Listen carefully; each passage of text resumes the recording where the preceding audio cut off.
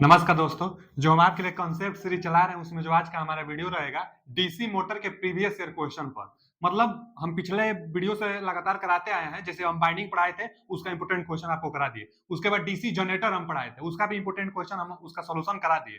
अब हम अभी हाल ही में वीडियो जो पिछला वीडियो था डीसी मोटर का था। डीसी मोटर का एकदम जितना एग्जाम में पूछता है सब थ्योरी हम कंप्लीट किए हैं अच्छी तरह से। अब इस वीडियो में डीसी मोटर से आने वाला एक एक क्वेश्चन पर हम डिस्कशन करने वाले हैं, जो कि किसी ना किसी प्रीवियस ईयर एग्जामों में आया हुआ क्वेश्चन है।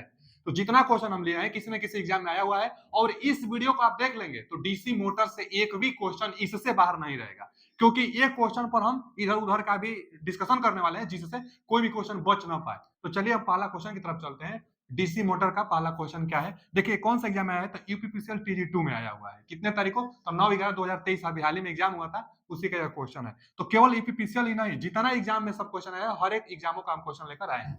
चलिए पहला क्वेश्चन की तरफ चलते हैं। और क्या कहता है पहला क्वेश्चन कि एक डीसी मशीन की निम्नलिखित में से कौन सी गति नियंत्रण विधि, कौन सी गति नियंत्रण विधि एक एक समायोज्य वोल्टता प्रणाली माध्यम से सभी लोड पर गति की प्राप्त अंतर्निहित स्थिरता के साथ शून्य से लेकर सामान्य से अधिक तक, शून्य से लेकर असामान्य मतलब रेटेड से अधिक तक, तो वार्ड लियोनार्ड मेथड था।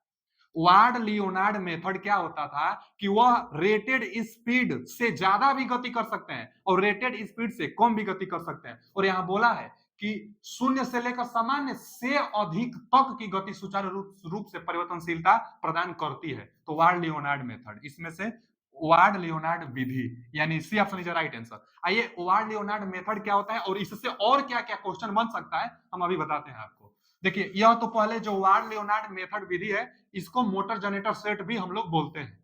क्यों? क्योंकि इसमें जो जिस मोटर की स्पीड कंट्रोल करनी है वह तो होता ही है, और उसके बाद इसमें एक जनरेटर भी होता है। तो एग्जाम में का पूछता है कि वार्ड लियोनार्ड मेथड में किस प्रकार के जनरेटर का प्रयोग किया जाता है, तो उसका ऑप्शन सही होता है डीसी सेपरेटली एक्साइटेड जनरेटर, मतलब सेपरेटली एक्साइटेड डीसी जनरेटर। यह कौन सा है, तो देखिए डीसी जनरेटर है लेकिन सेपरेटली एक्साइटेड है, अलग से इसको एक्साइटेड करेंगे। अब एक्साइटेड ज्यादा करेंगे तो वोल्टेज ज्यादा देगा तो स्पीड ज्यादा होगा, अगर एक्साइटेड कम करेंगे तो वोल्टेज कम मिलेगा तो स्पीड इसका कम होगा। और इसमें यह जनरेटर है, डीसी जनरेटर है, तो इसको चलाने के लिए एक थ्री फेज इंडक्शन मोटर का प्रयोग किया जाता है। थ्री फेज इंडक्शन मोटर का प्रयोग इसलिए क्योंकि three phase induction motor constant speed से लगभग चलता है, तो इसको कांस्टेंट स्पीड से चलाएगा। अब वोल्टेज ज्यादा कम बेसी एक्साइटेशन से हम लोग कर लेंगे।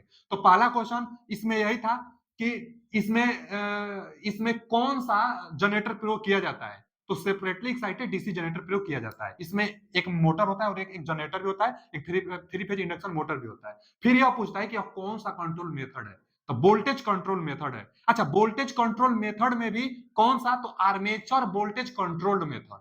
किसी जेई एग्जाम में पूछा हुआ है कि वार्ड लियोनार्ड मेथड कौन सा मेथड है, उसमें ऑप्शन सही उसका था कि आर्मेचर वोल्टेज कंट्रोल मेथड। तो यह एक वोल्टेज कंट्रोल मेथड है जो कि आर्मेचर से कंट्रोल कर बनाई जाती है। इसमें दोनों दिशाओं में स्पीड प्राप्त कर सकते हैं वार्ड लियोनार्ड मेथड में, दोनों दिशाओं का मतलब उससे रेटेड से ज्यादा भी और रेटेड से कम भी। आगे अगला क्वेश्चन क्या है कि डीसी सीरीज मोटर के बारे में निम्नलिखित में से कौन सा कथन सही है। डीसी मोटर, देखिए वो भी कौन, डीसी सीरीज मोटर के बारे में कौन सा कथन सही है, तो डीसी सीरीज मोटर के बारे में हम बताए हैं कि डीसी सीरीज मोटर को नो लोड पर स्टार्ट नहीं किया जाता है, क्योंकि नो लोड पर इसका स्पीड बहुत ज्यादा होता है और इसका स्टार्टिंग टार्क ज्यादा होता है, और इसका जो स्टार्टिंग टार्क होगा वो टार्क होगा ए स्क्वायर का, आइए मतलब आर्मेचर धारा के स्क्वायर के अनुक्रमानुपाती होता है, आर्मेचर धारा के वर्ग के अनुक्रमानुपाती होता है स्टार्टिंग में। अब बाद में तो आर्मेचर करंट के अनुक्रमानुपाती हो जाता है, क्योंकि सैचुरेशन की स्थिति में फ्लक्स कांस्टेंट हो जाता है। अच्छा से डिटेल्स पढ़ना है आपको तो इसका जस्ट पिछला वीडियो आप देखिए, प्लेलिस्ट में पड़ा हुआ है, प्लेलिस्ट में इसका थ्योरी वाला पार्ट हम डाल दिए हैं और आज जो इंपोर्टेंट क्वेश्चन करा रहे हैं। तो देखिए डीसी सीरीज मोटर के बारे में क्या है, सही कौन सा यही बताना है। तो पहला विकल्प यह है कि मोटर के पूर्ण गति प्राप्त करने के बाद फील्ड आपूर्ति बंद की जा सकती है। आगे, यदि लोड जुड़ा नहीं है तो कभी भी मोटर चालू न करें। अच्छा, ये तो सही है कहा, यदि यदि यदि लोड जुड़ा नहीं है तो मोटर को चालू ना करें। क्यों? क्योंकि हम अभी बताए ना कि जो डीसी सीरीज मोटर होता है नो लोड पे स्टार्ट नहीं किया जाता है, क्योंकि स्टार्टिंग में इसका स्पीड बहुत ज्यादा होता है। तो यह तो सही है सीरीज मोटर के लिए। आगे दिया है कि यह बिना लोड के चल सकती है, तो ये तो गलत हो गया ना। मोटर द्वारा निम्न स्टार्टिंग टार्क उत्पन्न किया जाता है ना, स्टार्टिंग टार्क हाई होता है, तो ये भी गलत हो गया, ये भी गलत हो गया, यानी B option is right answer.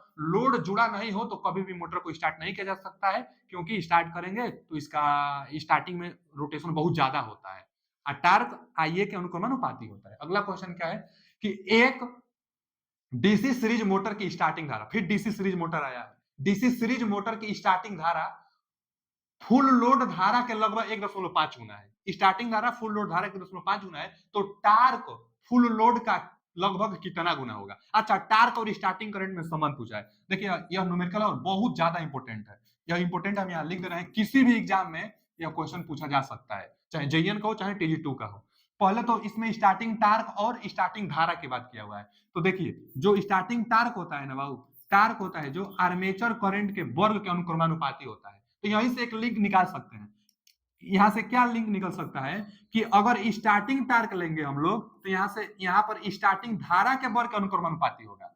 अगर फुल लोड हम लोग टार्क लेंगे तो यहाँ पर जो धारा होगी वो फुल लोड धारा के वर्ग के अनुक्रमानुपाती। क्यों? क्योंकि धारा के वर्ग के अनुक्रमानुपाती टार्क होता है, तो स्टार्टिंग धारा लेंगे तो स्टार्टिंग टार्क, और फुल लोड अगर धारा लेंगे तो फुल लोड टार्क। इसका क्या कर देंगे हम लोग, रेशियो निकाल देंगे यहां से इसका रेशियो। तो क्या आता है, तो स्टार्टिंग टार्क बटा में फुल लोड टार्क बराबर, इन्हीं का हम डिवाइड करके रेशियो निकाल रहे हैं, तो यहाँ पर क्या आ जाएगा, I S T starting current बटा में आई एफ एल माने फुल लोड करंट का होल वर्ग। यह फॉर्मूला इतना इंपॉर्टेंट है, इतना इंपॉर्टेंट, कई बार इस फॉर्मूला को ट्रिक लगवा लेता है। देखिए यहाँ पर न्यूमेरिकल दिया है तो भर देंगे, आ जाएगा। स्टार्टिंग टार्क और जो फुल लोड स्टार्टिंग करंट और फुल लोड करंट जो होगी इसका वर्ग इनके टार्क रेशियो में बराबर होता है, यहाँ से आप देख सकते हैं। चलिए मान भरते हैं हम लोग, क्या मान भरना है बाबू, तो इसमें क्या दिया, पूछा पहले क्या है कि तो टार्क फुल लोड टार्क का लगभग कितना गुना है। स्टार्टिंग टार्क बताना है, फुल लोड टार्क का कितना गुना होगा, तो इसका तो मान पुट नहीं करना है, इसी के सापेक्ष इसको बताना है। आगे यहाँ दिया है कि डीसी सीरीज मोटर की स्टार्टिंग धारा फुल लोड धारा के लगभग 1.5 गुना है, स्टार्टिंग धारा फुल लोड का 1.5 गुना है, तो मान हम लोग भर देते हैं। देखिए इसको हल करने के लिए देखिए स्टार्टिंग टार्क बटा में फुल लोड टार्क बराबर, हम मान भर रहे हैं, बोल रहे हैं ना कि स्टार्टिंग धारा फुल लोड का 1.5 गुना है क्वेश्चन में, तो 1.5 गुना है, 1.5 गुना है क्या चीज, तो स्टार्टिंग करंट 1.5 गुना है किसका, फुल लोड का, तो आई एफ एल का, I F L full load धारा का 1.5 गुना है, और नीचे क्या है आई एफ एल, तो नीचे है ये। अब क्या करेंगे हम, इसका वर्ग है ना तो इसका वर्ग कर लेंगे। अच्छा देखिए इसको हम लोग कटा लेंगे, कटा रहे हैं तो कितना आ रहा है, पहले तो फुल लोड करंट से फुल लोड करंट कट जा रहा है, क्या बचा 1.5 केवल बचा है जिसका वर्ग है, तो 15 का वर्ग 225 और 2 अंक पर दशमलव लगा लेंगे, 15 का वर्ग 225 और 2 अंक पर दशमलव लगा लेंगे, क्योंकि वर्ग था ना इसलिए। अब 2.25 यहाँ क्या है स्टार्टिंग टार्क, बाटा में फुल लोड जो टार्क है इधर गुणा कर देंगे, फुल लोड टार्क। तो यही पूछा था हम लोगों से कि जो स्टार्टिंग टार्क होगी फुल लोड टार्क का कितना गुना होगा, फुल लोड टार्क का कितना गुना होगा, तो यहाँ से 2.25 आ रहा है, 2.25, D option is right answer. आप क्वेश्चन को पढ़ सकते हैं, क्वेश्चन पढ़िए एक बार और देख लीजिए, यही पूछा था। क्या क्या पूछा था इसको आप देखिए, पूछा था कि तो टार्क फुल लोड टार्क का लगभग कितना है, तो टार्क फुल लोड का 2.25 गुना है, बस फार्मूला से लगाइए क्वेश्चन बन जाएगा आसानी से। फार्मूला आप जानते रहिएगा, फार्मूला याद नहीं करना है, आप थ्योरी समझे तो आसानी से बना लेंगे। आगे क्या है, निम्नलिखित में से किस हानि को डीसी मशीन की परिवर्ती हानि के श्रेणी में माना जाता है। परिवर्ती मतलब ना वेरिएबल लॉसेस, वेरिएबल लॉसेस के श्रेणी में माना जाता है। देखिए पहले हम लॉसेस के बारे में बता देते हैं, या क्वेश्चन एकदम हलवा हो जाएगा। लॉसेस डीसी मशीन में DC machine losses, DC machine में जो लॉसेस होती है कितना प्रकार से होता है, चाहे अच्छा हम डीसी मशीन लिख दिए ना यहाँ पर, तो यह डीसी मोटर के लिए भी होगा और डीसी जनरेटर के लिए भी होगा। तो डीसी मशीन लॉसेस सिर्फ 3 प्रकार का होता है, सिर्फ 3 प्रकार का डीसी मशीन लॉसेस होता है। अब कौन कौन 3 प्रकार का लॉसेस होगा, तो देखिए जो पहला होगा इसको हम लोग आयरन लॉस कहते हैं, आयरन अथवा कोर लॉस भी हम लोग बोल सकते हैं, कोर लॉस, आयरन अथवा कोर लॉस। जो दूसरा लॉस होगी copper loss, copper loss, copper loss. एक और तीसरा लॉसेस जो इसमें होता है, मोटर है चाहे जनरेटर है तो मैकेनिकल पार्ट होता है, तो mechanical loss, mechanical loss. DC machine में बस यही 3 प्रकार का लॉस होता है। अच्छा इसका 2 टाइप्स है, दोनों का योग जो होगा वही आयरन चाहे कोर लॉस कहलाता है। क्या क्या होता है, तो एक होता है ना हिस्टेरेसिस लॉसेस और एक होता है eddy current losses. Eddy current losses होता है और एक हिस्टेरेसिस लॉसेस होता है। इसमें क्या होता है, कॉपर लॉस में कॉपर लॉस दो प्रकार से होता है। एक होता है ना field field field copper loss, field copper loss, और एक होता है armature copper loss, armature copper loss, armature copper loss. इसमें भी दो टाइप्स होता है, तीनों का दो दो टाइप्स है। फील्ड का कॉपर लॉस, आर्मेचर का कॉपर लॉस, दोनों मिलाकर टोटल कॉपर लॉस कहलाता है। और हिस्टेरेसिस लॉसेस और एडी करंट लॉसेस दोनों मिलाकर कोर लॉस आयरन लॉस कहलाता है। और मैकेनिकल लॉस भी दो प्रकार का होता है।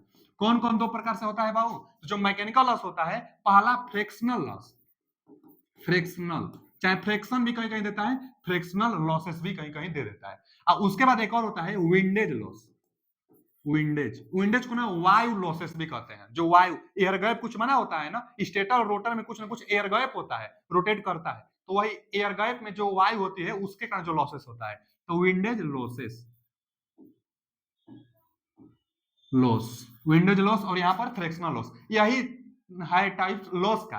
अब एक इसमें से पहले तो क्या क्या क्वेश्चन पूछता है, पहला क्वेश्चन यह बनता है कि निम्न में कौन सी लॉसेस वेरिएबल लॉसेस है, जो लोड पर डिपेंड करता हो, जो फिक्स नहीं हो। तो कौन सा वेरिएबल लॉसेस है, तो कॉपर लॉसेस। कहीं भी मोटर ट्रांसफार्मर में भी यह क्वेश्चन बार बार पूछता है, तो यह क्या है, तो यह वेरिएबल लॉसेस है, वेरिएबल। अच्छा, वेरिएबल लॉसेस किसको कहते हैं, तो कॉपर लॉस को वेरिएबल लॉसेस कहते हैं। तो कांस्टेंट लॉस किसको कहते हैं, तो कांस्टेंट लॉस आयरन लॉस को कहते हैं। यह क्या है, तो कांस्टेंट लॉस है। कांस्टेंट लॉस कौन सा है, तो कांस्टेंट लॉस आयरन अथवा कोर लॉस। जो मैकेनिकल लॉसेस होता है ना, यह भी कांस्टेंट लॉस के अंतर्गत आता है, तो यह भी कांस्टेंट लॉस के अंतर्गत आता है। कांस्टेंट, कांस्टेंट लॉस यह भी है। वेरिएबल लॉस सिर्फ ये है। अच्छा, इसमें ना कई बार एक और जुड़ जाता है जिसको हम लोग कहते हैं कॉपर ब्रूस। कॉपर का भी ब्रूस बनाई जाती है, जहां पर हाई अमाउंट में करंट लेनी अथवा देनी होती है ना, जो करंट का मान हो जहां बहुत ज्यादा, वहां कॉपर का भी ब्रूस प्रयोग किया जाता है। तो copper, copper carbon Bruce, copper Bruce, copper carbon Bruce जो होता है, कॉपर ब्रूस, यह भी वेरिएबल लॉसेस होता है। तो कभी कभी इसको भी दे देता है, कॉपर ब्रूस कौन सी लॉसेस के अंतर्गत आती है, तो वेरिएबल लॉसेस के अंतर्गत आती है। तो कांस्टेंट लॉस ये हो गया। और यहां से क्वेश्चन पूछता है स्ट्रे लॉस किसको कहते हैं, स्ट्रे लॉस। तो जो स्ट्रे लॉस होता है ना, वह कांस्टेंट लॉस को ही बोला जाता है। और जो स्ट्रे लॉस होगा, देखिए थोड़ा सा ऊपर में जितना हम बता रहे हैं ना, सब का सब क्वेश्चन एकदम किसी ना किसी एग्जाम में आया हुआ है, एकदम इंपोर्टेंट है, एकदम एक भी टॉपिक आपको बोलना नहीं है। स्ट्रे लॉसेस, जो स्ट्रे लॉसेस होगी वह क्या होगा, आयरन अथवा core loss plus mechanical loss. क्यों, क्योंकि स्ट्रे लॉस एक टोटल कांस्टेंट लॉस को बोलते हैं। और टोटल कांस्टेंट लॉस कौन कौन सा है, यहां पर है कांस्टेंट लॉस और यहां पर है, तो दोनों का योग, मतलब iron loss plus mechanical loss, plus mechanical loss, mechanical loss. तो iron loss plus mechanical loss जो होगा यह स्ट्रे लॉस होगा। पूछता है कि स्ट्रे लॉस बराबर क्या होगा, तो ये दोनों का योग होगा। कई बार पूछता है कि वायु हानि किसके अंतर्गत आती है, तो मैकेनिकल लॉसेस का। इसी में हम अभी दिखाएंगे, सब क्वेश्चन है। तो वायु हानि मैकेनिकल लॉस के अंतर्गत, फ्रैक्शनल लॉसेस तो मैकेनिकल लॉस के अंतर्गत अथवा कांस्टेंट लॉस के अंतर्गत। ये आप बस जानते रहेंगे तो कोई भी क्वेश्चन बना लेंगे। आइए, जो पहला क्वेश्चन था हमारा, इसके तरफ क्या था, निम्नलिखित में से किस हानि को डीसी मशीन की परिवर्ती हानि के श्रेणी में, वेरिएबल हानि के श्रेणी में रखा गया है। वेरिएबल हानि अब दिया है ईडी करंट, नहीं भैया ये तो कांस्टेंट लॉसेस था ईडी करंट। आगे वायु घर्षण, ये भी तो कांस्टेंट था ना, विंडोज लॉसेस जो हम लिखे थे मैकेनिकल लॉसेस में, तो यह भी कांस्टेंट है, तो वायु कांस्टेंट है। आगे दिया है शैथिल्य हानि, तो ईडी करंट और हिस्टेरेसिस हानि, ये दोनों का दोनों कांस्टेंट है, या दोनों मिलाकर आयरन लॉसेस कहलाती है, तो ये भी नहीं है। बच गया एक, यही वेरिएबल होगा। अब पढ़ भी लेते हैं, फील्ड कॉपर हानि। तो फील्ड कॉपर हानि वेरिएबल लॉसेस है। अब वेरिएबल लॉसेस पूछा था, देखिए फील्ड कॉपर लॉसेस कहां है, देखिए यहां पर field copper losses, armature copper losses, और अगर कॉपर का ब्रूस है तो कॉपर ब्रूसेस, ये तीनों वेरिएबल लॉसेस में आते हैं, जिनको हम लोग कॉपर लॉसेस कहते हैं। तो आप ये लॉसेस जानते रहेगा, क्वेश्चन बहुत आता है, बार बार इसी से पूछता है। अगला क्वेश्चन क्या है, एक डीसी मशीन में पोल शू का क्या कार्य होता है। डीसी जो मशीन होता है ना भाऊ, तो उसमें क्या होता है, पोल होता है। और जो पोल होता है, हम लोग जानते हैं कि पोल पर क्या करते हैं, तो फील्ड बाइंडिंग करते हैं। यह पोल है ना, तो यहाँ पर क्या करते हैं हम लोग, फील्ड बाइंडिंग करते हैं। अच्छा, अगर कंपाउंड होता है, अगर कंपाउंड होता है तो shunt field binding, series field binding दोनों होता है, तो दोनों इसी पर करते हैं। अगर शंट फील्ड बाइंडिंग है तो शंट फील्ड बाइंडिंग इसी पर, सीरीज फील्ड बाइंडिंग है तो इसी पर। कुल मिलाकर फील्ड बाइंडिंग हमेशा इसी पोल पर की जाती है। अब इसको एक्साइटेड करने के लिए, इसमें चुंबकीय गुण बनाने के लिए हम लोग डीसी सप्लाई देकर इसको मैग्नेटिक हम लोग बनाते हैं। इसमें कुछ ना कुछ रेडिजुअल मैग्नेटिज्म बना रहे, कुछ ना कुछ इसके पास भी वोल्टेज होता है, यही मैग्नेटिक फील्ड बनाता है। अब यहाँ पर कॉइल रोटेट करता है तो जनरेट करता है सप्लाई, अथवा मैग्नेटिक फील्ड में कॉइल को हम लोग घुमाते हैं तो बिजली वहां देती है, अथवा सप्लाई देने पर क्या करता है हम लोग को मैकेनिकल टार्क देता है। तो फील्ड बाइंडिंग होती है चुंबकीय बनाने के लिए। लेकिन जो पोल होता है ना, यह पोल है, पोल पर बाइंडिंग की जाती है, लेकिन पोल का सबसे बाहर वाला भाग जो होता है इसको हम लोग बोलते हैं पोल शू। क्या बोलते हैं? पोल शू। अब पोल शू का कार्य क्या होता है? तो जो मैग्नेटिक फील्ड यह बना रहा है इसको एक समान रूप से फैलाने के लिए। यही क्वेश्चन है कि पोल शू का क्या कार्य है? तो मैग्नेटिक फील्ड को एक समान रूप से फैलाने के लिए वायु अंतराल में फ्लक्स को समान रूप से फैलाना। B option is right answer. वायु अंतराल को एक समान रूप से फ्लक्स में फैलाना पोल शू का कार्य होता है। आगे क्वेश्चन क्या है कि 230 वोल्ट पर प्रचालित एक डीसी शंट मोटर 1000 आरपीएम पर 20 एम्पीयर आर्मेचर करंट लेती है। यदि इसका आर्मेचर प्रतिरोध 1 ओम है तो मोटर का पोस्ट ईएमएफ क्या होगा? विद्युत बैक ईएमएफ क्या होगा? इलेक्ट्रोमोटिव फोर्स पोस्ट ईएमएफ, जिसको हम लोग काउंटर ईएमएफ भी कहते हैं अथवा बैक ईएमएफ भी कहते हैं। तो बैक ईएमएफ क्या होगा? देखिए ना, जो बैक ईएमएफ होता है इसके लिए फॉर्मूला क्या आता है, थोड़ा सा ऊपर कर लेते हैं क्योंकि सॉल्यूशन है। जो बैक ईएमएफ होता है, बैक ईएमएफ जितना आप सप्लाई देंगे उसके बराबर बैक ईएमएफ नहीं बनता है। कुछ आर्मेचर में लॉसेस होती है, वह ड्रॉप हो जाती है, उसके बाद इसके बराबर होगा। तो जो आर्मेचर में लॉसेस होगी, आइए आर आर्मेचर के कारण जो ड्रॉप हो जाएगी, सप्लाई वोल्टेज में से आप घटा दीजिए, जितना बच जाएगा वही बैक ईएमएफ के बराबर हो जाएगा। अब मान भर बैक ईएमएफ पूछा है ना, वोल्टेज दिया है कि 230 वोल्ट पर प्रचलित एक डीसी, तो शंट मोटर के लिए यही कंडीशन भी आता है। तो 230 वोल्ट पर, तो वोल्टेज का मान दिया है 230 वोल्ट। आइए आर्मेचर धारा दिया था यहाँ पे 1000 आरपीएम पर 20 एम्पियर आर्मेचर धारा लेती है। तो आर्मेचर धारा कितना है? 20 एम्पियर। और आर्मेचर रेजिस्टेंस कितना दिया है? 1 ओम। तो यहाँ से 20 घटा देंगे तो 210 वोल्ट बाइक ईएमएफ आना चाहिए। 210 वोल्ट, यानी D option is right answer. देख लीजिए कौन कौन एग्जाम में आया है, बिहार इंस्ट्रक्टर में भी आया है। तो 210 वोल्ट इसका सही जवाब है, बाइक ईएमएफ। एकदम आसान। अगला क्वेश्चन क्या है कि निम्नलिखित में से किस प्रकार की डीसी मोटर में शंट क्षेत्र कुंडली फील्ड, देखिए शंट और एक फील्ड श्रेणी कुंडली और आर्मेचर के श्रेणी सम्मेलन के साथ समांतर क्रम में जुड़ी हुई है। ओहो, देखिए क्या पूछना चाहता है। देखिए हम फिगर बना देते हैं, फिर क्वेश्चन को पढ़ लेते हैं, समझ में एकदम आ जाएगा आपको। देखिए अब सवाल क्या बोल रहा है, हम लोग जानते हैं ना कि यह कौन सा है। पहले तो यह कंपाउंड मोटर है क्योंकि दो फील्ड बाइंडिंग है, सीरीज फील्ड बाइंडिंग भी है, शंट फील्ड बाइंडिंग है, तो कंपाउंड मोटर है। अच्छा, कंपाउंड मोटर है तो किस प्रकार का है? तो लॉन्ग शंट कंपाउंड मोटर है। क्यों लॉन्ग शंट कंपाउंड मोटर है? क्योंकि जो सीरीज वाला है, जो आर्मेचर है, यह दोनों के साथ पैरेलल में शंट जुड़ता है, तो लॉन्ग शंट कंपाउंड मोटर कहते हैं। अब क्वेश्चन पढ़ते हैं, निम्नलिखित में से किस प्रकार की डीसी मोटर में शंट क्षेत्र कुंडली, माने इसको कह रहा है शंट क्षेत्र कुंडली, श्रेणी क्षेत्र कुंडली माने इसको सीरीज को, श्रेणी क्षेत्र कुंडली और आर्मेचर के श्रेणी के साथ समांतर क्रम में जुड़ा होता है। तो पहले शंट को बोला था, तो यह शंट इसके साथ, इन दोनों सीरीज के साथ समांतर में शंट जुड़ा रहता है, इसको क्या कहते हैं? तो लॉन्ग शंट कंपाउंड मोटर कहते हैं हम लोग ना। तो long shunt compound motor, A option is right answer. Long shunt compound motor कहते हैं। सवाल क्या पूछ रहा है बस पढ़िए, सवाल बन जाएगा। आगे क्या दिया है कि उपरोक्त परिपथ प्रदर्शित है तो गति नियंत्रण विधि की पहचान कीजिए। कौन सा गति नियंत्रण है? तो जब फील्ड में हम लोग वेरिएबल रेजिस्टेंस लगा कंट्रोल कर रहे हैं, तो फील्ड वेरिएबल यहाँ पर, यह कौन सा मोटर है? तो सीरीज मोटर है। सीरीज मोटर है क्योंकि सीरीज में यह जुड़ा है, और सीरीज के साथ यहाँ पर पैरेलल में लगाया गया। तो पढ़ लेते हैं फील्ड टैपिंग। तो फील्ड टैपिंग तब रहता जब यहाँ से ना टैपिंग निकाला गया होता, तब फील्ड टैपिंग है। तो फील्ड टैपिंग नहीं। आर्मेचर डाइवर्टर, तो आर्मेचर में तो कोई बातें नहीं किया गया है। आर्मेचर नियंत्रण तो नहीं, आर्मेचर में कोई बातें नहीं किया गया है। फील्ड डाइवर्टर मेथड तो यही सही है कि फील्ड में करंट को डाइवर्ट करके कंट्रोल करते हैं, तो फील्ड डाइवर्टर मेथड। आते हैं अगले क्वेश्चन की तरफ।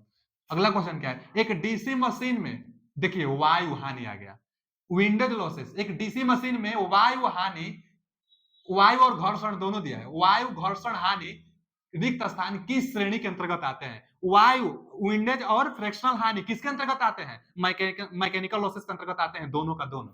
विंडेज और फ्रैक्शनल हानि किसके अंतर्गत आते हैं? कोर हानि के नहीं, कॉपर हानि के नहीं, स्ट्रे भार हानि के, तो स्ट्रे भार हानि में क्या होता है, कांस्टेंट लॉस तो होता है स्ट्रे भार हानि, लेकिन इसमें मैकेनिकल लॉस और होता है। यहाँ पर दिया है ना यांत्रिक हानि मैकेनिकल, तो यही सही होगा, उचित होगा, क्योंकि मैकेनिकल का दो पार्ट होता है, विंडेज और घर्षण। तो इसका D option is right answer. हानि से क्वेश्चन जरूर बनता है।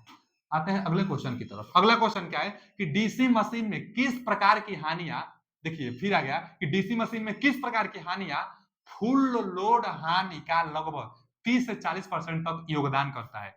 तो बचा हो जो लॉसेस होता है ना, आर्मेचर आर्मेचर का जो कापर हानि होगी, आर्मेचर का जो कापर हानि मोटर में, क्योंकि मोटर से जो सप्लाई जाती है आर्मेचर में हम लोग सप्लाई देते हैं, उसके बाद उस पर टार्क बनता है, तो हम लोग को मैकेनिकल मिलता है, चाहे टार्क हम लोग को प्रदान होता है, तो हम लोग सप्लाई आर्मेचर को देते हैं। तो आर्मेचर में जो लॉसेस होती है, आर्मेचर कापर हानि वही सबसे ज्यादा होती है, फुल लोड का 30 से 40% होता है। और वही पूछा है यहाँ पे, तो कि लगभग 30 से 40% का योगदान कौन देता है हानि, तो वायु हानि नहीं, मैकेनिकल हानि नहीं, क्षेत्र कुंडल हानि नहीं, आर्मेचर कापर हानि सबसे ज्यादा देता है, 30 से 40% लॉसेस देता है आर्मेचर हानि। हम लोग जानते हैं कि आर्मेचर और फील्ड दोनों copper loss, armature copper losses, field copper losses का योग जो होता है वही कॉपर लॉसेस कहलाता है। अगला क्वेश्चन क्या है कि किस प्रकार की डीसी मोटर अधिकतर 2 पॉइंट स्टार्टर का उपयोग करता है। कितना बार हम थ्योरी में चिल्लाकर बताए थे कि जो 2 पॉइंट स्टार्टर होता है ओनली सीरीज के लिए प्रयोग किया जाता है। तो 2 पॉइंट स्टार्टर ओनली सीरीज, तो डीसी श्रेणी, ठीक है, डीसी सीरीज मोटर के लिए 2 पॉइंट स्टार्टर का प्रयोग किया जाता है। 3 पॉइंट स्टार्टर का प्रयोग केवल शंट मोटर के लिए किया जाता है, और 4 पॉइंट स्टार्टर का प्रयोग शंट और कंपाउंड दोनों के लिए किया जाता है। तो यहाँ पर 2 पॉइंट स्टार्टर था, तो सीरीज मोटर के लिए। अगला क्वेश्चन क्या है, देखिए फील्ड नियंत्रण विधि के लिए निम्नलिखित में से कौन सा कथन सही है। फील्ड नियंत्रण विधि बोला है भैया, तीनों को तो नियंत्रण विधि होता है, कौन कौन शार्ट में देख लिया जाए। पहला जो होता है फील्ड नियंत्रण विधि, इसमें स्पीड बढ़ता है। एक होता है आर्मेचर नियंत्रण विधि, तो इसमें स्पीड कम होता है, यहाँ पर स्पीड बढ़ता है और यहाँ पर स्पीड कम होता है, किसमें, आर्मेचर में। यहाँ पर फील्ड नियंत्रण से स्पीड बढ़ता है, आर्मेचर से स्पीड कम होता है। और जो तीसरा विधि होता है सप्लाई वाला, तो एक तो वार्ड लियोनार्ड मेथड होता है, जो दो की शंट के लिए वार्ड लियोनार्ड होता है, और यह स्पीड बेस से ज्यादा और कम दोनों करता है। एक सप्लाई वोल्टेज ड्रॉप होती है, तो सप्लाई वोल्टेज ड्रॉप कराएंगे तो स्पीड क्या हो जाएगा, स्पीड कम हो जाएगा, तो वोल्टेज ड्रॉप करा कर भी। अब आगे इस क्वेश्चन की तरफ चलते हैं कि क्षेत्र नियंत्रण विधि के लिए, फील्ड नियंत्रण विधि के लिए कौन सा कथन सही है। निम्न दक्षता एवं मितव्ययी होता है, केवल सामान्य गति से नीचे की गति के लिए प्रयोग किया जाता है, नहीं, फील्ड तो सामान्य गति से रेटेड से ऊपर के लिए। आगे रिहोस्टेट से हानि अधिक करने के लिए कि केवल सामान्य से ऊपर गति के लिए प्रयोग किया जाता है, तो डी ऑप्शन सही है। जो फील्ड कंट्रोल मेथड होता है सामान्य गति से ऊपर के लिए फील्ड कंट्रोल, और आर्मेचर जो कंट्रोल मेथड होता है सामान्य गति से नीचे के लिए, तो इसका D option is right answer. चलते हैं अगले क्वेश्चन की तरफ। अगला क्वेश्चन क्या है, वार्ड लियोनार्ड प्रणाली में रिक्त स्थान नहीं होता है, किसके लिए वार्ड लियोनार्ड मेथड नहीं होता है, यह पूछा है। तो डीसी मोटर के लिए होता है, डीसी मशीन के लिए वार्ड लियोनार्ड होता है, तो डीसी मोटर के लिए होता है, डीसी जनरेटर के लिए भी होता है, एसी मोटर के लिए भी होता है, अल्टरनेटर के लिए नहीं होता है। किसमें नहीं होता है, तो इस क्वेश्चन अनुसार कौन सा सही होगा, तो इस क्वेश्चन अनुसार C option is right answer. Ward Leonard किसके लिए प्रयोग नहीं किया जाता है, तो अल्टरनेटर के लिए वार्ड लियोनार्ड मेथड प्रयोग नहीं किया जाता है। आते हैं अगले क्वेश्चन की तरफ। लेथ मशीन के लिए निम्नलिखित में से किस प्रकार की मोटर को रहते दी जाती है। भैया लेथ मशीन को कांस्टेंट स्पीड चाहिए, और कांस्टेंट स्पीड देने वाला मोटर शंट मोटर होता है, तो इसमें से शंट मोटर हम लोग देख लेंगे। देखिए डीसी शंट मोटर दिया है, तो डीसी शंट मोटर होना चाहिए लेथ मशीन में। जो जो शंट मोटर होता है इसका जो स्पीड होता है लगभग में कांस्टेंट होता है, देखिए यहाँ होना चाहिए आइडियली रूप से, लेकिन आर्मेचर में ड्रॉप के कारण इसका स्पीड थोड़ा सा कम हो जाता है, तो यह आर्मेचर में ड्रॉप के कारण थोड़ा सा स्पीड घट जाता है, लगभग कांस्टेंट होता है स्पीड और आर्मेचर करंट, चाहे टार्क भी बोलेगा तो यही कैरेक्टरिस्टिक्स होगा। स्पीड अगर कहा है तब तो स्पीड कैरेक्टरिस्टिक्स में शंट मोटर का यही कैरेक्टरिस्टिक्स होता है। अगर टार्क और आर्मेचर धारा में पूछता, टार्क और आर्मेचर धारा में, तो अनुक्रम अनुपाती होता है शंट मोटर में, क्योंकि इसका टार्क भी लगभग कांस्टेंट होता है, और जो स्पीड होता है कांस्टेंट होता है, तो लेथ मशीन में कांस्टेंट। इसी तरह से जो प्रिंटिंग मशीन होती है उनमें भी कांस्टेंट स्पीड चाहिए, तो यही शंट मोटर का प्रयोग करते हैं। आगे 3 पॉइंट स्टार्टर में निम्नलिखित में से कौन सा टर्मिनल नहीं होता है। ये भैया 3 पॉइंट स्टार्टर शंट के लिए प्रयोग किया जाता है, कौन सा टर्मिनल नहीं होता है, आर्मेचर टर्मिनल तो होता है, शंट मोटर, देखिए 3 पॉइंट स्टार्टर शंट मोटर के लिए, शंट में आर्मेचर टर्मिनल होता है, ये तो सही होगा। फील्ड टर्मिनल भी होता है, ये भी सही है। शून्य वोल्टता क्वाइल टर्मिनल ये कहीं नहीं होता है, कौन नहीं होता है पूछा है, तो यही सही होगा। शून्य वोल्टता क्वाइल टर्मिनल नहीं होता है।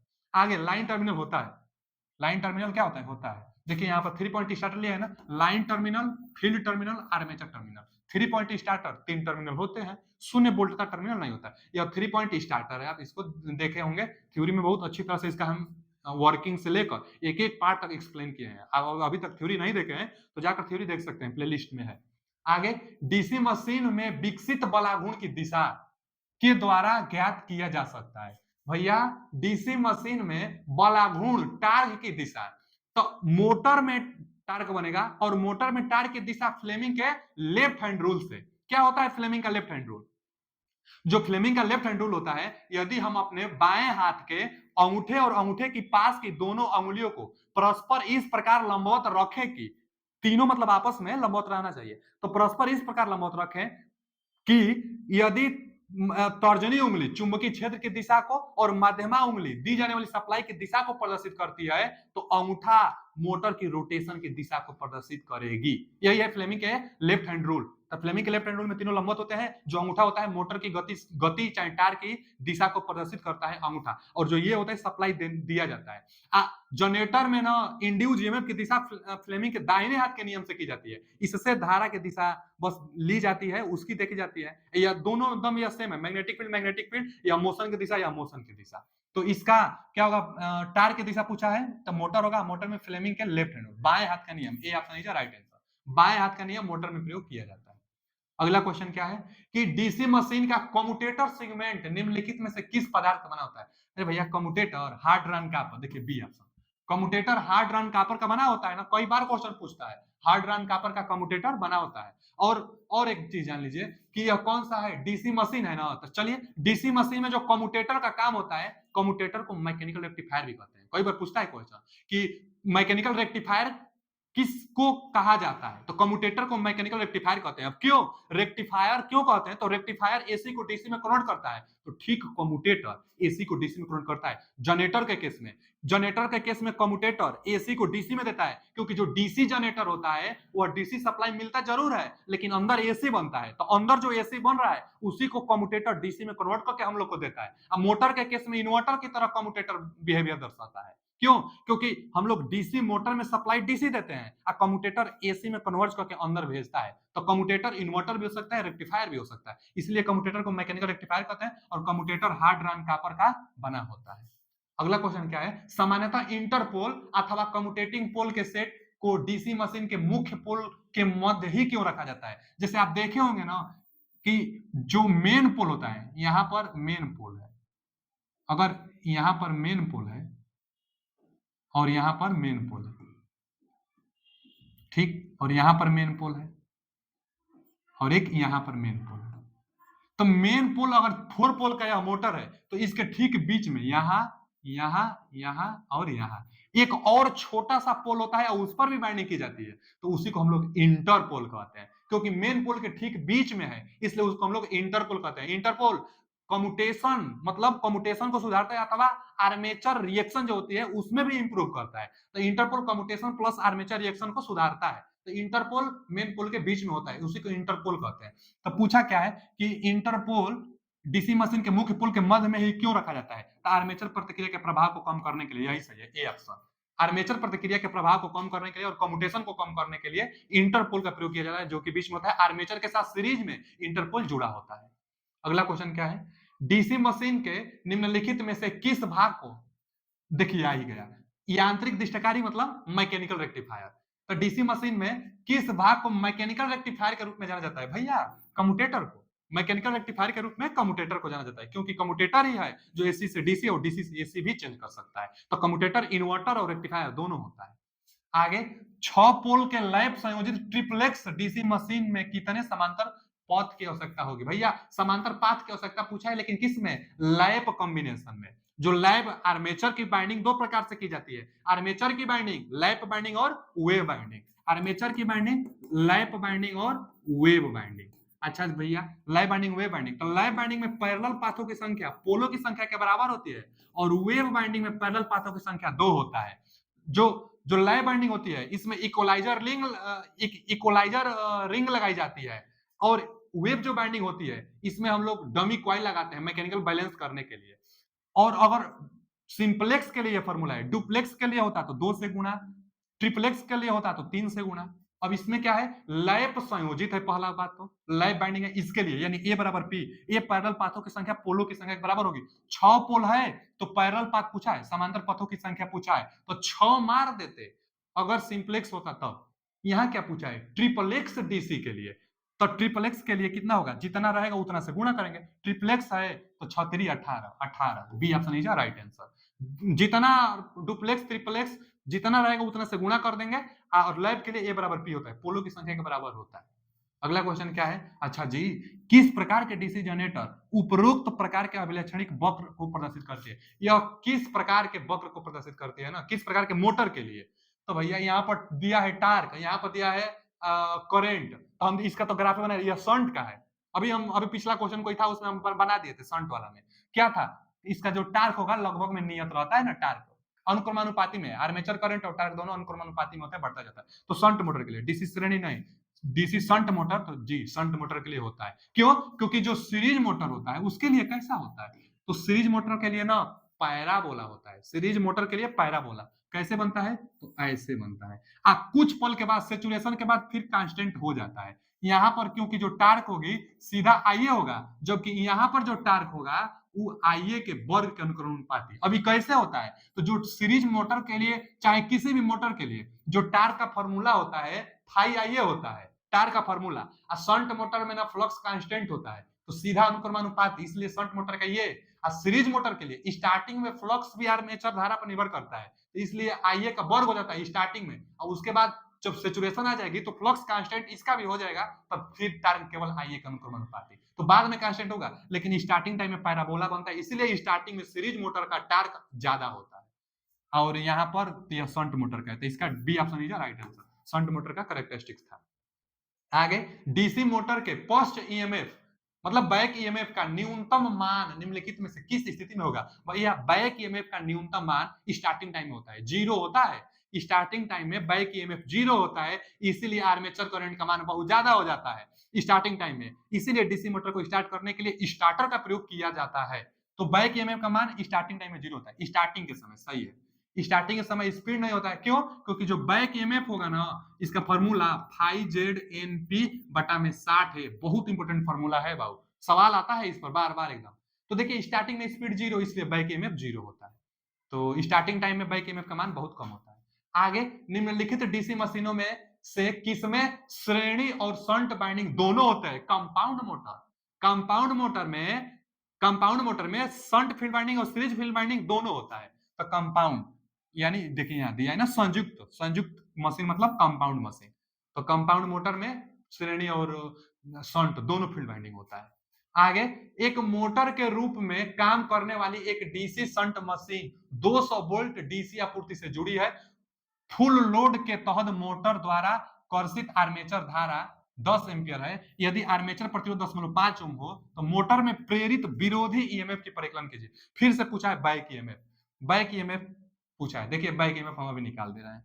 बैक ईएमएफ निकालना है ना, तो एकदम आसान है बाबू। बैक ईएमएफ निकालने के लिए पहले क्या कह दिया है, सब आर्मेचर करंट दिया है ना, कि एक मोटर के रूप में काम करने वाली एक डीसी शंट मशीन, तो शंट मशीन आप बना भी सकते हैं। शंट मशीन पूछा है ना, तो शंट मशीन आप बना भी सकते हैं। शंट मशीन में क्या होता है कि यहां से हम लोग क्या देते हैं, सप्लाई, पॉजिटिव और निगेटिव, यहां से सप्लाई आएगी, आर्मेचर का भी कुछ ना कुछ रेजिस्टेंस भी होता है, यहां से धारा आएगी और आर्मेचर का कुछ ना कुछ रेजिस्टेंस होता है। यह क्या है, शंट फील्ड बाइंडिंग है, इसका रेजिस्टेंस है। इसमें जो धारा आती है आईएसएच, शंट धारा इसमें आती है। अच्छा, यह मोटर है। अब क्या बोल रहा है कि एक मोटर में काम करने वाली DC shunt machine 200 volt DC आपूर्ति से जोड़ी जाती है। यहां से जो सप्लाई दी जाएगी 200 वोल्ट सप्लाई दी जाएगी। फुल लोड के तहत मोटर द्वारा कर्षित आर्मेचर धारा 10 एम्पियर है। देखिए इसका मान दिया है 10 एम्पियर, आर्मेचर धारा 10 एम्पियर है। यदि आर्मेचर प्रतिरोध 10.5, देखिए इस रेजिस्टेंस का मान दिया है 10.5, आर्मेचर प्रतिरोध 10.5 है, तो मोटर में प्रेरित बैक ईएमएफ का परिकलन कीजिए। इस बैक ईएमएफ बताना है। आप पहले बैक ईएमएफ किसके बराबर होगा ये बताइए ना। जो बैक ईएमएफ होता है, दी जाने वाली सप्लाई यानी भी में से कुछ जो ड्रॉप हो जाती है ना, उसको हम लोग हटा देते हैं। जो कुछ ड्रॉप होती है उसको हम लोग हटा देते हैं। अच्छा यहाँ देखिए ना, 200 वोल्ट है और यहाँ हम 220 वोल्ट लिखते हैं, तो सॉरी यहाँ कितना होना चाहिए, 200 वोल्ट होना चाहिए। कैलकुलेशन है गलत आ जाता है। यहाँ 200 वोल्ट होना चाहिए। ठीक, तो देखिए पहले बैक ईएमएफ जो होता है ना, बैक ईएमएफ क्या होता है, जो बैक ईएमएफ होता है, दी जाने वाली सप्लाई वोल्टेज में से ड्रॉप को घटा दीजिए, आइए आरए को घटा दीजिए, आर्मेचर के ड्रॉप को घटा देंगे दी जाने वाली सप्लाई वोल्टेज में से, तो बैक ईएमएफ होगा। अब बैक ईएमएफ सप्लाई वोल्टेज का विरोध करता है, ये भी जानते रहिएगा। तो यही फॉर्मूला होता है शंट के लिए। अच्छा ऐसे भी जानते हैं, जो बैक ईएमएफ होगा सप्लाई वोल्टेज में से ड्रॉप घटाइए तो बैक ईएमएफ के बराबर। और सब कुछ दिया है रीडिंग, बस मान आपको भरना है। कितना वोल्टेज का है, 200 वोल्ट है, सप्लाई कितना वोल्ट है, तो 200 वोल्ट है, 200 वोल्ट सप्लाई है। आर्मेचर करंट कितना है बाबू, तो 10 एम्पियर, सवाल में बोला है। आर्मेचर प्रतिरोध कितना है, 10.5। अब बैक ईएमएफ पूछा था, एकदम आसान है, 200 में से यहाँ से है एक जीरो, या अगर दशमलव को एक अंक हटाएगा तो 5 आएगा, और 200 में से 5 घटा देंगे तो 195 volt, 195, A option is right answer. तो बैक ईएमएफ सप्लाई वोल्टेज का विरोध करता है, आप जानते रहेंगे, चित्र बनाइए सवाल बना लेंगे आप। आगे, एक डीसी मोटर में स्टार्टर का उद्देश्य क्या होता है, और यही दादा स्टार्टर का उद्देश्य पूछा है। अभी हम बात में, अभी पिछले वीडियो पिछला क्वेश्चन में हम बताए थे, स्टार्टर का काम स्टार्टिंग करंट को कम कर, स्टार्टिंग करंट मतलब आर्मेचर करंट के मान को कम करना। देखिए स्टार्टिंग टाइम में बैक ईएमएफ नहीं होता है, क्या होता है पहले ये देखिए। अभी हम फॉर्मूला बार बार लिख रहे हैं कि जो ए बी होता है, V minus I A R A होता है। यहां से ना आप आर्मेचर करंट का मान बताइए। आर्मेचर करंट बताने के लिए पहले इसको इधर ले आइए, इसको उधर भेजिए, यानी भी उधर भी है ना, इसको उधर भेजिए, तो ई भी होगा, आइए इधर आ गया, यहाँ से आर ए को इसके बटा में भेजिए। ठीक है, आर्मेचर करंट का जो निकल आता है फॉर्मूला V माइनस बी बटा में आर ए। अब स्टार्टिंग टाइम में बैक ईएमएफ नहीं होता है, V बटा में आर। सप्लाई वोल्टेज मान लीजिए 220 वोल्ट है, आर्मेचर प्रतिरोध 1 ओम है, तो स्टार्टिंग करंट मतलब आर्मेचर करंट स्टार्टिंग में बहुत ज्यादा आ रहा है ना, 200 एम्पियर आ रहा है। अगर 200 है तो 200 एम्पियर, 220 होगा तो 220 एम्पियर, क्योंकि आर्मेचर रेजिस्टेंस लगभग 1 ओम होता है। अब बैक ईएमएफ स्टार्टिंग में नहीं होता है, इसलिए आर्मेचर करंट का मान बहुत ज्यादा होता है स्टार्टिंग में। तो स्टार्टिंग टाइम में आर्मेचर करंट को कम करने के लिए स्टार्टर का प्रयोग किया जाता है। तो स्टार्टर का क्या उद्देश्य होता है, तो गति नियंत्रण नहीं, उच्च प्रवर्तन धारा को विनियमित करने के लिए। ठीक है, ये तो हो सकता है। फिर भंवर हानि को कम करने के लिए, मोटर के यांत्रिक इनपुट प्रदान करने के लिए नहीं, तो डी ऑप्शन सही है। उच्च प्रवर्तन धारा को कम करने के लिए, वही आर्मेचर जो करंट में जो धारा होगी, आर्मेचर करंट जो होगा, आर्मेचर में जो धारा जाएगी उसको कम करने के लिए स्टार्टर का प्रयोग किया जाता है। तो D option is right answer. अगला क्वेश्चन क्या है कि आकृति जो है किसको निरूपित करता है। अच्छा ये देखिए ना, सीरीज जो मोटर है, सीरीज मोटर, नो लोड पर इसका स्पीड बहुत ज्यादा होता है। जैसे जैसे आगे जाएंगे लोड बढ़ता जाता है ना, तो नो लोड पर स्पीड ज्यादा। तो सीरीज मोटर का series DC series motor, D option is right answer. DC series motor का है। टार्क के लिए कैरेक्टरिस्टिक्स कैसा बनता है, तो हम बताए थे, पैराबोला बाद में कांस्टेंट होगा, तो पैराबोला टार्क के लिए। यहाँ पर क्या है, यह तो सीरीज मोटर का है, क्यों, क्योंकि नो लोड पे स्पीड बहुत इसका ज्यादा है। अगला क्वेश्चन क्या है, अगला क्वेश्चन है कि डीसी मशीन में ब्रूस कम्यूटेटर संपर्क में वोल्टेज पाथ का मान लगभग कितना होता है। भैया जो जो आर्मेचर होता है ना, कम्यूटेटर रिंग जो होता है, और यहाँ पर कार्बन लगा रहता है, कार्बन ब्रूस, तो कार्बन ब्रूस का भी कुछ ना कुछ वोल्टेज ड्रॉप होता है। अब कितना होता है, तो माना जाता है कि 1 वोल्ट माना जाता है, तो 1 वोल्ट इसका, 1 वोल्ट इसका, यानी कुल 2 वोल्ट का वोल्टेज ड्रॉप होता है। आप सवाल लगाएंगे ना जब न्यूमेरिकल, तो देखेंगे कई बार क्वेश्चन में लिख कर दिया रहता है कि चाहे मान लीजिए कि कार्बन का वोल्टेज ड्रॉप 2 वोल्ट है, माने दोनों दो कार्बन ब्रूस होते हैं, तो दोनों का 1 वोल्ट, तो कुल लेकर 1 से 2 volt, C option is right answer. Brush commutator संपर्क में वोल्टेज ड्रॉप का मान बताइए, किसके लिए, ब्रूस के लिए। तो ब्रूस और कम्यूटेटर के संपर्क में वोल्टेज ड्रॉप 1 से 2 वोल्ट होता है, 1 से 2 वोल्ट यहाँ पर ड्रॉप हो जाता है। आगे यहाँ पर देखिए, निम्नलिखित में से वक्र एक संचयी मतलब डिफरेंशियल डीसी कंपाउंड मोटर के लिए कौन सा है। यहाँ पर चार्ट हो दिया है ना, ए बी सी डी और ई, तो डिफरेंशियल कौन प्रदर्शित कर रहा है ग्राफ, यही आपको बताना है। देखिए एन दिया है मतलब स्पीड है, और यहाँ पर आई है आर्मेचर करंट है, तो स्पीड दिया है, तो यहाँ तो यह आइडियली केस में, जो बी वाला होता है ना, वो आइडियली केस में होता है। अब जो ए वाला होता है डिफरेंशियल के लिए होता है। आप जाइए थ्योरी देखिए, हम अच्छी तरह से एकदम इसको समझाए हैं। या डिफरेंशियल में ना लोड के साथ स्पीड बढ़ता जाता है, लोड के साथ स्पीड बढ़ता जाता है डिफरेंशियल का, इसीलिए डिफरेंशियल मोटर का प्रयोग कहीं नहीं किया जाता है। तो यह डिफरेंशियल का है, यह तो आइडियली है। सी वाला क्या है, सी वाला तो शंट मोटर का है, थोड़ा सा कम हो जाता है। डी क्या है, कम्युलेटिव का है। और ई वाला क्या है, तो सीरीज मोटर का है, क्योंकि नो लोड पे स्पीड बहुत ज्यादा, तो सीरीज मोटर का ई है। यहाँ पूछा क्या था, डिफरेंशियल का, तो ए ऑप्शन, ए वाला का नहीं, डी में दिया है, तो यही सही हो जाएगा, डी ऑप्शन। डिफरेंशियल के लिए पूछा था तो ए सही हो जाएगा। ग्राफ आप ग्राफ से देखिए, फिर ग्राफ से आ गया कि दिए गए वक्र y अक्ष पर। अच्छा, क्वेश्चन भी हम ऐसे नहीं लिए हैं, क्वेश्चन तभी लिए हैं क्योंकि एग्जाम में आया हुआ है। क्या पूछ रहा है कि वाई अक्ष पर क्या होगा। आई दादा, वाई अक्ष पर क्या होगा इसी को बताना है। तो इस पर क्या होगा बाबू, देखिए सीरीज के लिए यहां से चालू किया है, मतलब नो लोड पर स्पीड हाई, यानी स्पीड को बताना है। सीरीज के लिए यहां लिखा है। अच्छा, यह क्या है, तो कम्युलेटिव के लिए लिखा है, यह शंट के लिए लिखा है, या डिफरेंशियल के लिए लिखा है। पिछला ही जस्ट ग्राफ है यह भी। यहाँ पर क्या होगा, वाई एस पर स्पीड होगा, स्पीड होगा। फ्लक्स दिया है, आर्मेचर धारा दिया है, चाल दिया है ना, हाँ ए ऑप्शन, स्पीड यानी चाल, तो A option is right answer. अगला क्वेश्चन क्या है, डीसी मशीन में जब परिवर्तनीय हानि, देखिए फिर दे दिया वेरिएबल लॉसेस। डीसी मशीन में जब वेरिएबल लॉसेस कांस्टेंट लॉसेस के बराबर होती है तो कौन सी स्थिति देखी जाती है, तो मैक्सिमम इफिशियंसी। मैक्सिमम इफिशियंसी होगी बाबू जब वेरिएबल लॉसेस कांस्टेंट लॉस के बराबर होती है, तो मशीन की इफिशियंसी मैक्सिमम होता है, तो इफिशियंसी मैक्सिमम होगा, दक्षता अधिकतम हो जाएगी, यही सही है, C option is right answer. जब वेरिएबल लॉसेस कांस्टेंट लॉसेस के बराबर होगी तो दक्षता हाई हो जाएगी। अच्छा, मैकेनिकल पावर हाई कब होगा, मोटर है ना, तो मोटर में मैकेनिकल पावर हाई कब होगा, तो जब बैक ईएमएफ सप्लाई वोल्टेज का आधा, यह भी बहुत इंपॉर्टेंट क्वेश्चन है। Mechanical power high, supply voltage का आधा बैक ईएमएफ हो जाएगा तब, लेकिन दक्षता इफिशियंसी हाई चाहिए, मशीन की शाफ्ट पर इफिशियंसी हाई चाहिए, तो वेरिएबल लॉसेस कांस्टेंट लॉसेस के बराबर होनी चाहिए, यानी C option is right answer.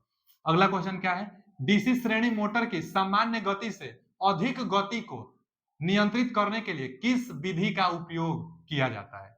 देखिए, डीसी श्रेणी मोटर की सामान्य गति से अधिक गति नियंत्रित करने के लिए किस विधि का प्रयोग किया जाता है। एक ही मेथड है, गति अगर हाई करना है आपको तो फील्ड कंट्रोल मेथड अपनाइए। यहाँ दिया है फील्ड डाइवर्टर विधि, इसमें तो गति ज्यादा होता है, आर्मेचर में गति कम होता है। टैप्ड जो होता है ना, टैप जो होता है, तो टाइपिंग में ना उसमें टाइपिंग की जाती होती है, जो टैप्ड होता है उसमें टाइपिंग की जाती है। तो जो जो आर्मेचर डाइवर्टर और जो टैप्ड होता है इसमें भी स्पीड ज्यादा होता है। ज्यादा ही पूछा है क्या कि किस गति से अधिक, तो दो दो सही हो रहा है, ये भी ज्यादा होगा। अच्छा जी, यहां से छाटना है, ठीक है ठीक है।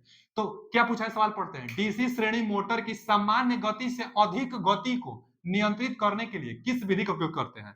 सामान्य गति से अधिक, फील्ड फील्ड जो कंट्रोल मेथड होगा उसमें अधिक होगा, तो यहाँ पर फील्ड डाइवर्टर विधि इसमें अधिक होता है, सही दिया है। आर्मेचर में कम होता है और टैप फील्ड वाइंडिंग में भी ज्यादा होता है। क्या होता है, देखिए यहाँ पर सीरीज फील्ड वाइंडिंग होती है, यहाँ पर आर्मेचर कॉइल होता है, अब यहीं से ना टैप निकाला गया होता है, टैप किया गया होता है, और यहाँ से अब यहाँ अटैच करिए, कभी आगे यहाँ अटैच करिए, कभी यहाँ अटैच करिए, कभी यहाँ। तो जैसे जैसे कम करेंगे फ्लक्स का मान कम होता जाएगा तो स्पीड बढ़ता जाएगा, क्योंकि जो स्पीड होता है वो फ्लक्स के व्युत्क्रमानुपाती होता है।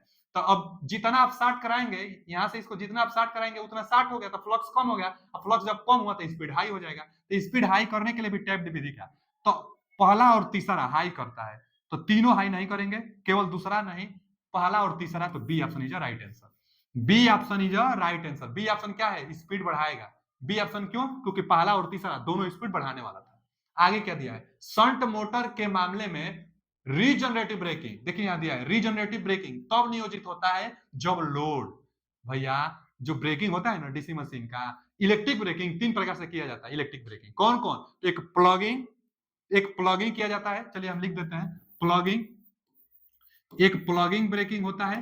प्लगिंग के अलावा दूसरा जो होता है रीजनरेटिव, जो पूछा है रीजनरेटिव ब्रेकिंग, रीजनरेटिव ब्रेकिंग। एक और होता है तीसरा, जिसको हम लोग क्या कहते हैं, डायनामिक।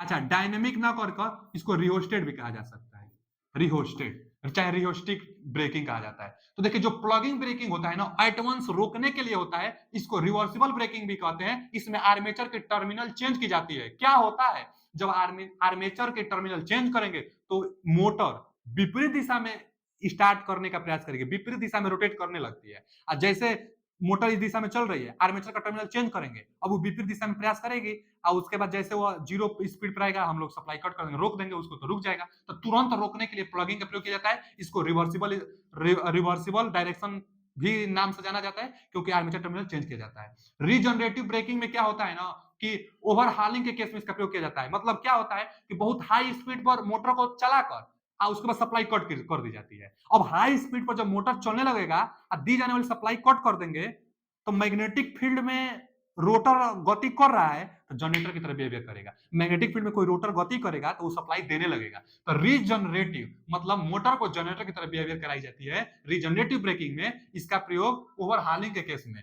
कहा दिया है कि रीजनरेटिव ब्रेकिंग कब प्रयोग किया जाता है तो ओवरहालिंग, देखिए यहां दिया है ओवरहालिंग के केस में। D option is right answer. Overhauling क्या होता है कि रोटर की स्पीड बहुत हाई करा दीजिए, चाहे ढलान पर जब गति करानी होगी तो जब ढलान पर गति करानी होगी तो बिना टार्क दिए वो तो खुद चल रही है, तो मैग्नेटिक फील्ड में वो खुद रोटेट करेगी तो आपको सप्लाई देगी। तो रीजनरेटिव ब्रेकिंग में एनर्जी की सेविंग होती है। पूछता है एनर्जी सेविंग रीजनरेटिव ब्रेकिंग में एडवांस रोकने के लिए प्लगिंग। और जो रियोस्टिक डायनामिक होती है इसमें रेजिस्टेंस से ड्रॉप कराकर उसके बाद रोकी जाती है।